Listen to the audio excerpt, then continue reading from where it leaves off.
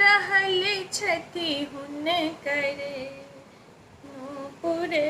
रुन झुन बाजना मैया आ बिरहल छति हुन करे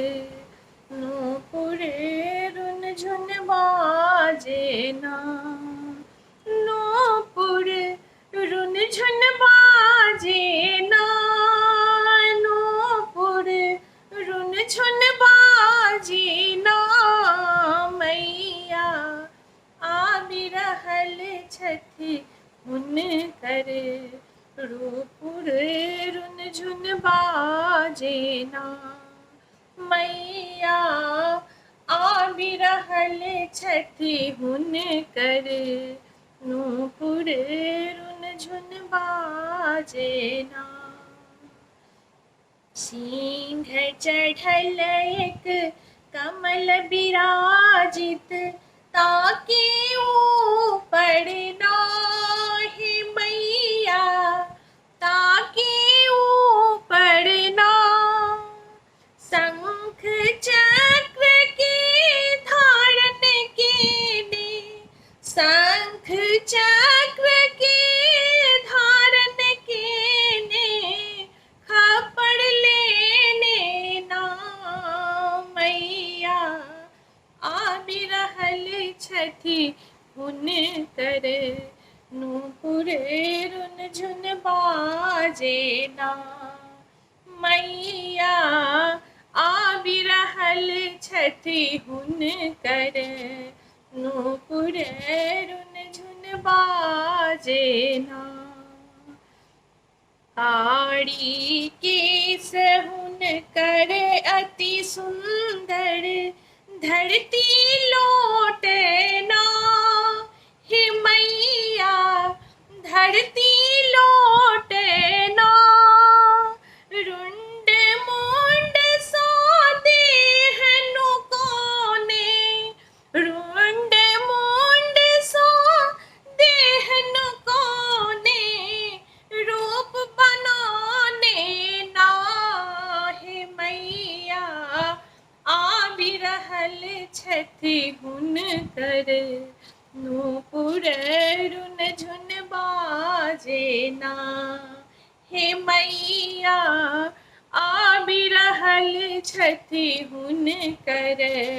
नूपुर रुन झुन बाजना अस्त्र शस्त्र के धारण के ने लाल वस्त्र में नाहि मैया लाल वस्त्र में ना सब हक ज्योति माथे बटोरने सब हक ज्योति माथे बटोरने खल खल हंसथिन ना हे मैया आ बिरहल छति हुन करे नूपुर रुन झुन बाजना हो मैया आ बिरहल छति हुन करे नूपुर रुन झुन बाजना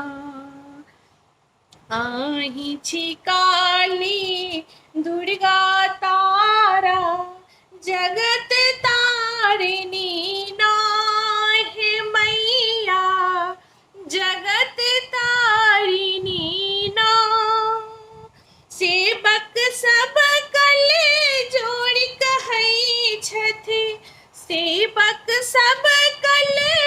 जोड़ कहै छथि गोड़ लगै छी ना हे मैया आ बिरहल छति हुन करे नूपुर रुन झुन बाजना हे मैया आ बिरहल छति हुन करे नूपुर रुन झुन बाजना नूपुर रुन झुन बाजना नूपुर रुन झुन बाजना हे मैया आबि रहल छथि हुनकर नुपुर रुनझुन बाजेना। हे मैया आबि रहल छथि हुनकर नुपुर रुनझुन बाजेना।